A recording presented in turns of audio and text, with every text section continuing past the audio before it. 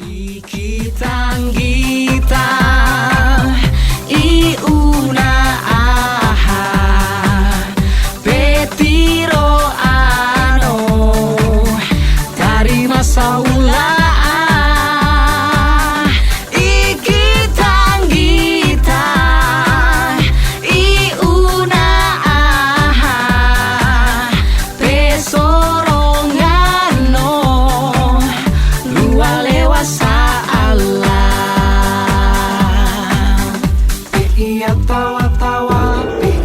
tawa-tawa no ambate pumbu rombe kai no ambate pali te pumbu luale te pumbu anandonia rongato no motu molulo.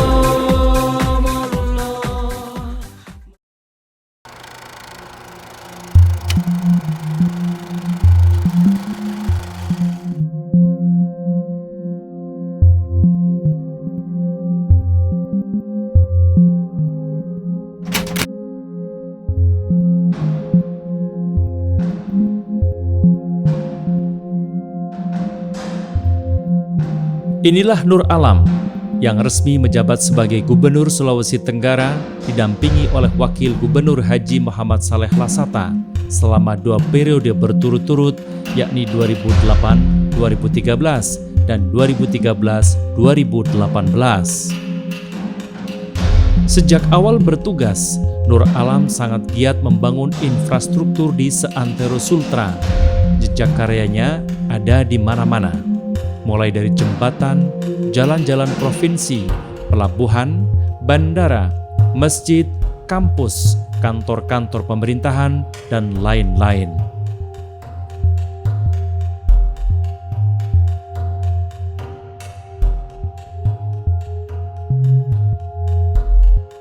Selain itu, Nur Alam juga bekerja keras membangun transparansi tata kelola keuangan yang baik. Maka tak mengherankan, sepanjang menjabat sebagai gubernur, ia berhasil meraih puluhan penghargaan dari lembaga pemerintah. Salah satu penghargaan yang sangat prestisius yang berhasil diraihnya adalah Bintang Mahaputra Utama. Bintang Mahaputra Utama, Bapak Haji Nur Alam, SE, MSI. Capaian pembangunan, prestasi, serta berbagai penghargaan yang diterima Nur Alam merupakan bukti nyata bahwa sebagai gubernur ia telah bekerja dengan sungguh-sungguh dan memberikan seluruh dedikasinya kepada masyarakat dan daerah Sulawesi Tenggara. Saya senang punya gubernur kayak Pak Nur Alam ini. Iya, belum diminta sudah paparan. Ya senang. Senangnya apa? Punya mimpi besar. Ya, memang harus punya mimpi besar. Bangsa ini adalah bangsa besar. Dan kita dihormati oleh negara yang lain, punya martabat kalau kita punya mimpi besar.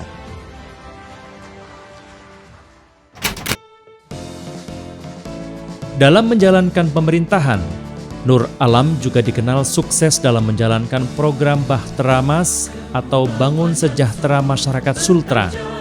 Di dalamnya terdapat 3 program pokok, yakni penyediaan dana pembebasan biaya operasional pendidikan, biaya pengobatan gratis bagi masyarakat kurang mampu, dan pemberian dana blok grant bagi desa atau kelurahan.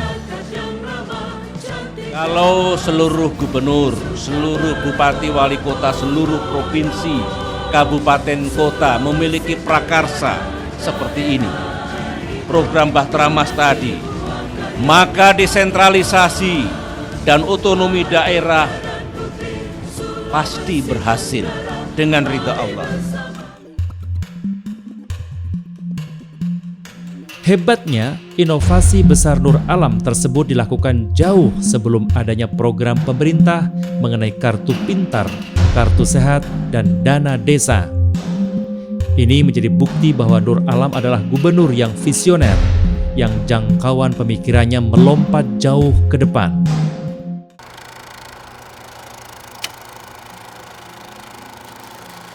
Gubernur Sulawesi Tenggara Nur Alam ditetapkan sebagai tersangka oleh Gubernur Sulawesi Tenggara. Meski Nur telah Alam banyak resmi berkontribusi untuk Sulawesi Tenggara dan bekerja dengan lurus sesuai amanat konstitusi, namun petaka datang kepada Nur Alam.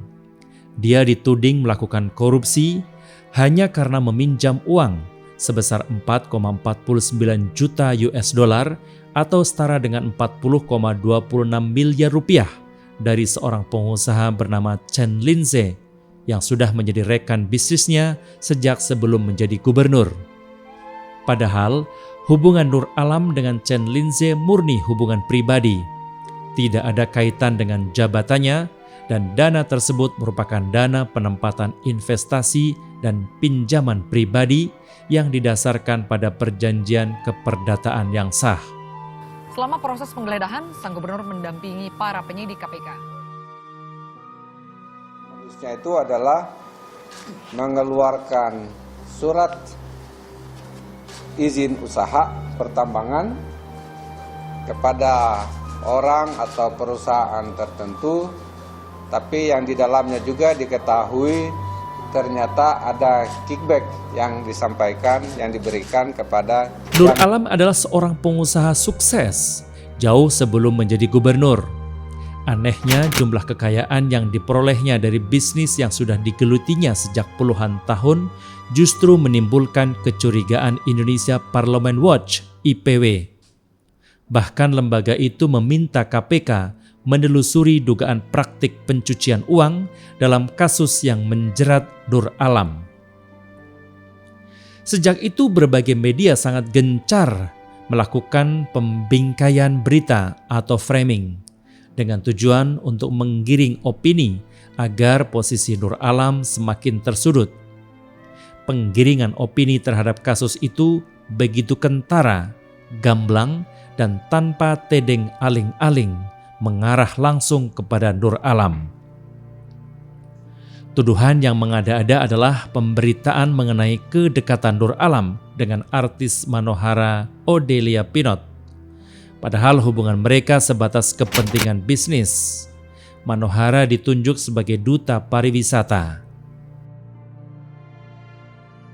Framing berita itu dilakukan sebelum Nur Alam ditetapkan sebagai tersangka, sehingga opini publik sudah dibentuk seolah-olah dia betul-betul bersalah. Kasus ini jelas tidak terlepas dari permainan politik tingkat tinggi, apalagi di bawah kepemimpinan Nur Alam, Sulawesi Tenggara menjadi barometer epicentrum kekuatan politik Partai Amanat Nasional. Banyak pihak terlibat untuk menjatuhkan Nur Alam sebagai kepala daerah, agar selesai episodenya sebagai kampiun politik. Membunuh karakter orang di dalam proses, terutama orang-orang politik di negeri kita ini sekarang ini, yang paling mudah itu kalau itu berhubungan dengan tahta, ya, dan kemudian dengan wanita. Nah, ini saya kira ada gium itu yang dilakukan dan dimanfaatkan secara baik. Oleh saya nggak tahu siapa yang melakukan itu, tapi pasti adalah orang-orang yang tidak suka dengan posisi Pak Nur Alam sebagai salah satu dari pemimpin alternatif dari Indonesia Timur. Tampaknya juga ada semacam dendam politik dari pihak-pihak tertentu kepada Nur Alam. Sampai-sampai muncul desakan agar Kejagung memanggil paksa, padahal saat itu dia belum ditetapkan sebagai tersangka. Berbagai kejanggalan terus menyelimuti perjalanan perkara ini, seperti misalnya KPK yang tiba-tiba menggeruduk ruang kerja dan kediaman pribadinya tanpa prosedur dan mekanisme yang semestinya.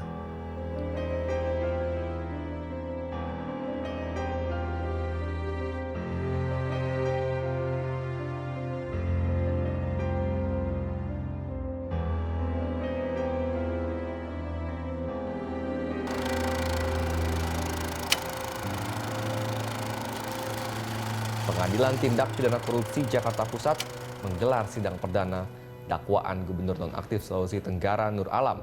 KPK sampai saat ini belum memanggil Gubernur Sulawesi Tenggara Nur Alam untuk diperiksa. Satu hal yang menjadi kontroversi dalam perkara Nur Alam adalah dakwaan telah merugikan keuangan negara. Padahal yang dimaksud dengan kerugian negara adalah keuangan yang bersumber dari keuangan negara. Tak tanggung-tanggung, Nur Alam dituding telah merugikan negara hingga triliunan rupiah. Padahal salah satu syarat untuk menjadikan seorang tersangka dalam kasus korupsi adalah sudah ada perhitungan kerugian negara atas tindakan tersebut. Menurut undang-undang, yang berwenang melakukan perhitungan kerugian negara adalah BPK atau Badan Pemeriksa Keuangan. Pada kasus Nur Alam, BPK sendiri menjelaskan tidak pernah menerima permintaan aparat hukum untuk melakukan penghitungan keuangan negara atas kasusnya. Melalui kuasa hukumnya, Nur Alam kemudian mengajukan pra-peradilan. Sebagaimana yang saya sudah terangkan di depan majelis hakim di dalam persidangan ini, bahwa saya akan menggunakan hak saya melakukan upaya hukum demi rasa keadilan saya sebagai warga negara Indonesia. Dan proses upaya hukum itu bukanlah sesuatu yang haram bagi saya sebagai warga negara. Saya sebagai aparatur atau mantan aparatur negara, ya, selaku penjabat pemerintah daerah, sudah melaksanakan tugas dan kewenangan saya yang secara administratif di dalam dakwaan menyalahgunakan kewenangan. Magdir Ismail, sarjana hukum LLM, menilai penetapan tersangka oleh KPK kepada Nur Alam adalah cacat hukum. Sebab banyak keputusan KPK yang tidak sesuai dengan hukum yang ada. Di antaranya, proses penyelidikan bukan dilakukan oleh Polri. Kedua adalah penyelidikan dilakukan secara bersamaan dengan penyelidikan yang dilakukan oleh Kejaksaan Agung. Dan yang ketiga, peristiwa pengeluaran surat izin usaha pertambangan IUP. Namun sayang, alat bukti untuk menjadikan Nur Alam sebagai tersangka hanya dilihat berdasarkan jumlah. Padahal mestinya hakim juga melihatnya dari segi kualitas. Pengadilan Negeri Jakarta Selatan melalui Hakim Tunggal Iwayan Karya menolak seluruh permohonan pra-peradilan yang diajukan Gubernur Sulawesi Tenggara Nur Alam. Menurut hemat kami, ketika beliau ini ditetapkan sebagai tersangka, ada beberapa pelanggaran yang dilakukan oleh KPK. Salah satu di antaranya, kalau kita lihat putusan Mahkamah Konstitusi, sebelum seseorang itu ditetapkan sebagai tersangka, harus ada pemeriksaan terlebih dahulu terhadap calon tersangka. Nah, ini tidak mereka lakukan. Yang terjadi adalah KPK sampai yang ketiga atau yang keempat saya lupa, mereka berkirim surat kepada Pak Nur Alam dengan satu pernyataan bahwa kalau Pak Nur Alam tidak hadir pada saat terakhir dengan panggilan itu, maka KPK akan meninggalkan hak-haknya. Ini kan nggak benar. Akhirnya, pada 5 Juli 2017, tepat 7 bulan sebelum berakhir masa jabatan kedua sebagai Gubernur Sulawesi Tenggara, Nur Alam betul-betul harus menghentikan langkahnya. Setelah seharian diperiksa dan dicecar pertanyaan bertubi-tubi oleh KPK, Nur Alam langsung ditahan di rumah tahanan KPK di Guntur, Jakarta Selatan.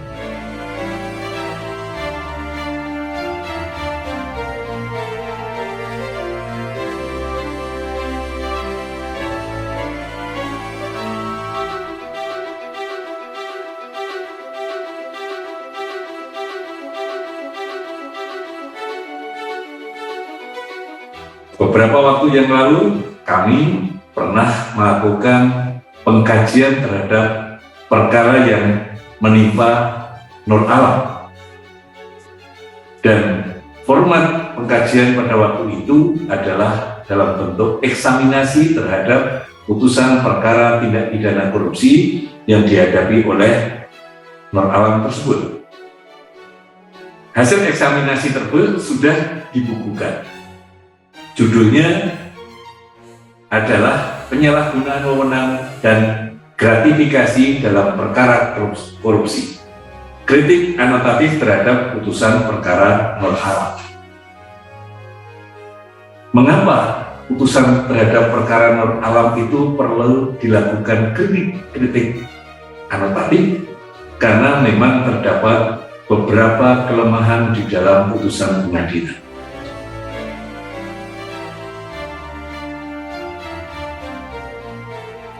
Dalam kasus Nur Alam, kalaupun ada indikasi kerusakan lingkungan, seharusnya yang disasar adalah perusahaan tambang yang mengoperasikan pertambangan di sana.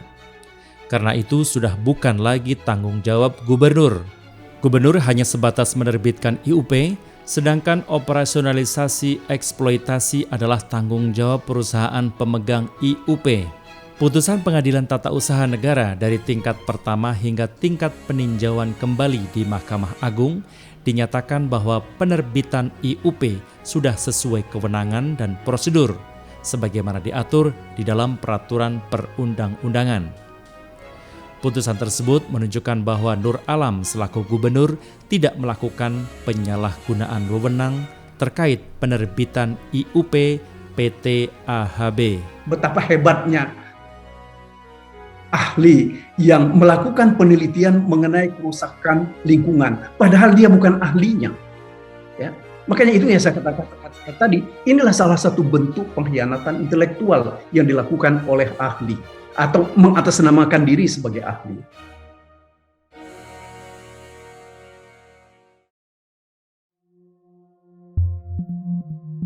Selain korupsi, Nur Alam juga didakwa menerima gratifikasi sebesar 40,26 miliar rupiah, padahal Nur Alam sudah mengembalikan semua uang penempatan investasi dan pinjaman pribadi dari Chen Linze jauh waktu sebelum KPK memperkarakan. Dan semua uangnya sudah sepenuhnya diterima oleh Chen Linze melalui pengacaranya yang bernama Geo Fedi. Pengadilan Negeri Kendari dalam amarnya juga menyatakan bahwa perjanjian antara Nur Alam dengan Chen Linze adalah perjanjian yang sah secara hukum. Bahkan Kejaksaan Agung juga telah menghentikan penyelidikan perkara ini karena dianggap tidak cukup bukti. Hal itu dikuatkan dengan pendapat dari Profesor Dr. M. Asikin yang merupakan salah satu anggota Majelis Hakim Agung yang memeriksa perkara kasasi Nur Alam. Menurutnya hubungan Nur Alam dengan Rich Corp International Ltd adalah hubungan keperdataan. Oleh sebab itu, Nur Alam tidak layak dijerat dengan pasal korupsi dan sudah sepatutnya mendapat kebebasan. Bagaimana mau disebut sebagai gratifikasi kalau orang pinjam meminjam? Tidak mungkin juga, tidak elok juga menurut hemat saya, orang yang meminjam uang itu melapor kepada KPK seolah-olah menerima gratifikasi. Ya, karena bagaimanapun juga gratifikasi atau suap yang wajib dilaporkan itu adalah berhubungan dengan kewenangan atau kekuasaan. Nah, ini kan tidak. Orang pinjam uang bukan karena ada kewenangan atau kekuasaan, karena memang membutuhkan uang itu. Ada keperluan yang dianggap ya cukup layak meminjam uang, dan apalagi beliau meminjam uang itu kan bukan dari orang baru, dari teman yang sudah puluhan tahun dia kenal gitu loh.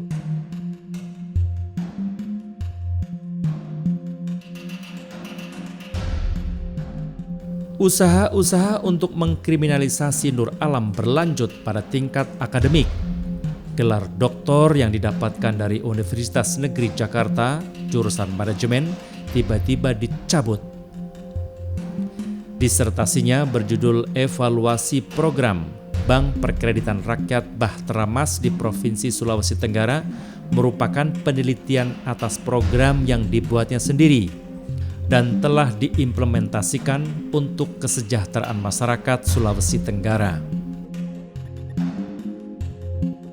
Namun pemerintah melalui Kemenristekdikti tanpa melakukan penelitian dengan seksama, tiba-tiba menuduh Nur Alam telah melakukan plagiarisme dan memerintahkan UNJ untuk mencabut gelar doktornya.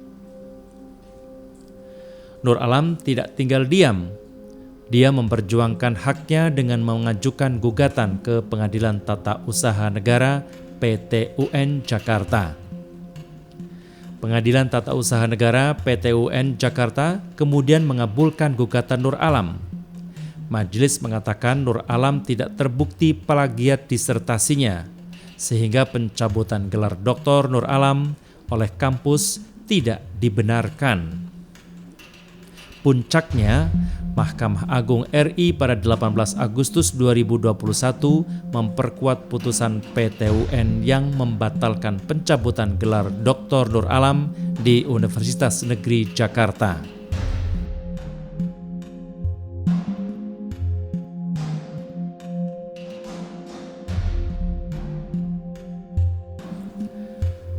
Pada 28 Maret 2018, Nur Alam dijatuhi hukuman 12 tahun penjara oleh Majelis Hakim Tindak Pidana Korupsi di Pengadilan Tinggi Jakarta Pusat.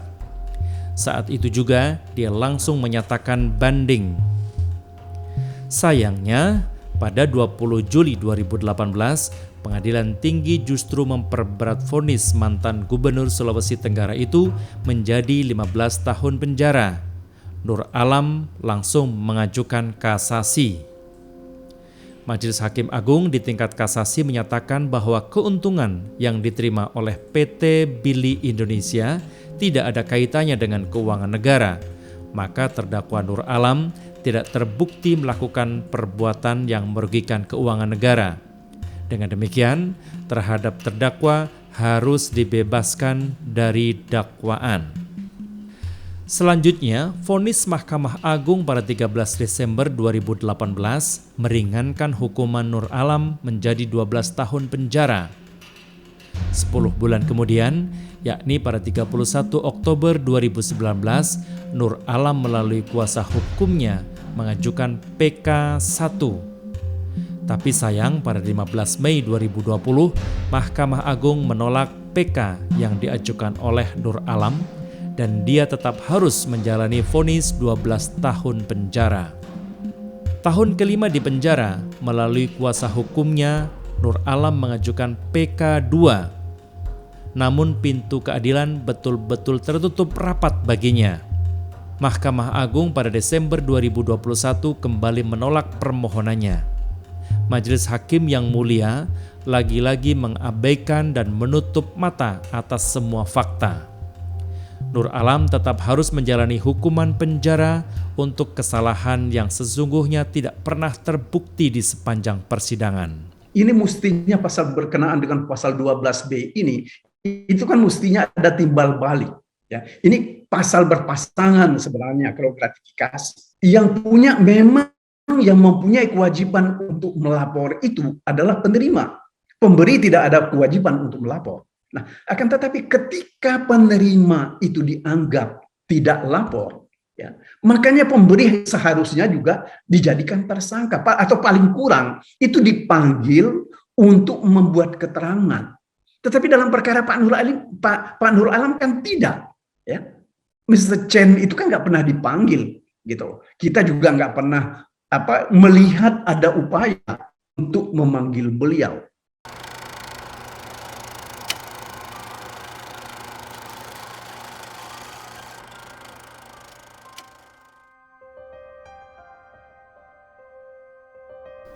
Carut-marutnya penegakan hukum dalam kasus yang membelit Nur Alam menunjukkan adanya problem peradilan yang serius. Saat pra-peradilan maupun di persidangan, Nur Alam tidak layak dijadikan tersangka karena pinjam-meminjam uang bukanlah kejahatan. Yang menyedihkan, hakim kerap dengan tergesa memutus seseorang bersalah dan menolak argumentasi dari penasehat hukum.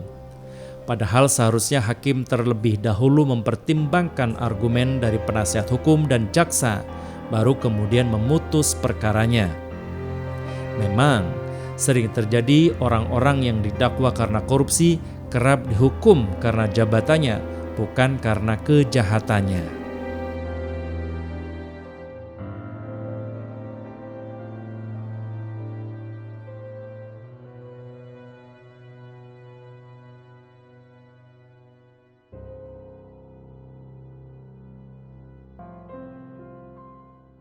KPK itu sebetulnya menentang dua nilai itu. KPK itu tidak demokratis.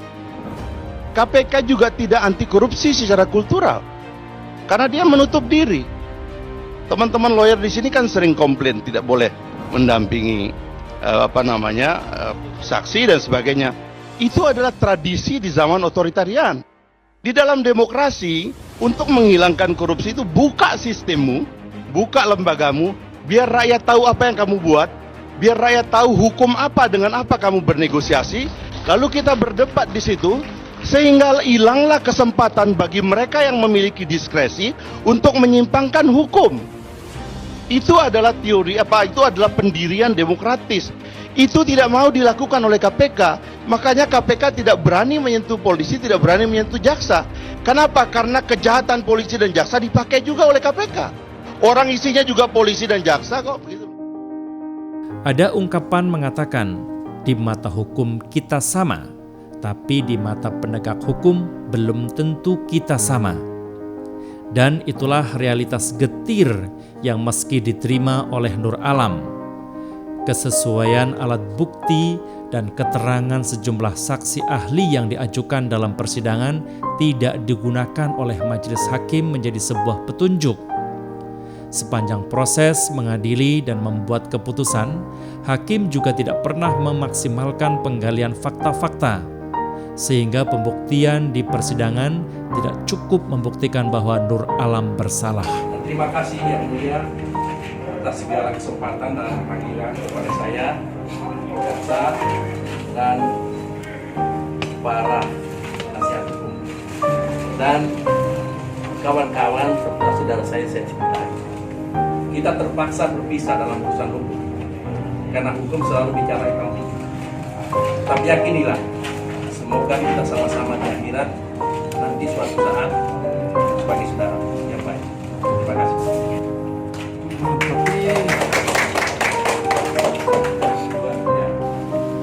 Kemaslahatan negeri dan masyarakat ini adalah tanggung jawab kita semua.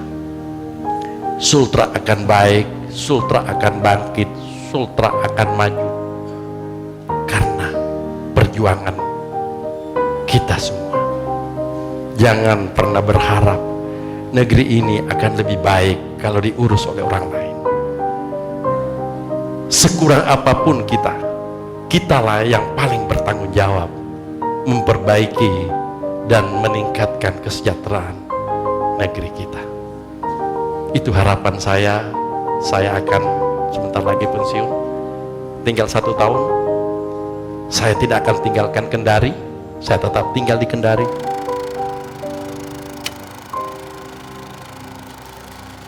Mengatakan kerusakan jalan sepanjang 150 meter telah terjadi sejak 3 tahun yang lalu. Menurut Dinas Sumber Daya Air dan Bina Marga Sulawesi Tenggara, jalan rusak di Desa Wakumoro, Kabupaten Muna yang memicu aksi protes sejumlah warga, termasuk ibu-ibu.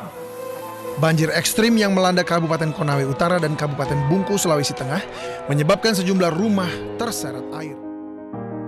Yang membuat miris adalah fakta yang terjadi di Sulawesi Tenggara sepeninggal Nur Alam. Masyarakat Sulawesi Tenggara semakin terpinggirkan, jalan-jalan rusak, ribuan penambang liar melakukan kegiatan penggalian tambang, dan ribuan tenaga kerja asing dari China bekerja di hampir semua sektor pertambangan di Sultra. Kalau hal itu terus dibiarkan, maka negara dan khususnya rakyat Sulawesi Tenggara bakal gigit jari akibat sumber daya alam yang menjadi haknya dirampas habis oleh asing. Nur Alam secara jelas dipaksa salah, divonis kalah. Hukuman 12 tahun penjara harus dijalani, meski semua tuduhan tidak dapat dibuktikan di sepanjang persidangan. Juga tak pernah terbukti berapa kerugian negara yang didakwakan kepada Gubernur Sulawesi Tenggara periode 2008-2013 dan 2013-2018 itu.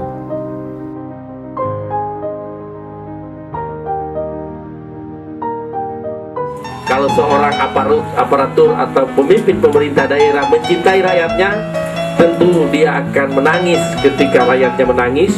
dia akan sangat kesakitan ketika rakyatnya menjerit, dia akan sedih ketika rakyatnya menghadapi masalah-masalah atau kegundahan hati. Ribuan massa dari berbagai kabupaten di Sulawesi Tenggara tumpah ruah di sepanjang jalan dari XMTQ Kendari hingga Kejaksaan Tinggi Kota Kendari. Korupsi-korupsi yang dituduhkan kepada Nur Alam lebih pada soal justisia. Bahkan dia sebagai sosok yang dibidik harus tetap dihukum dan dipenjara.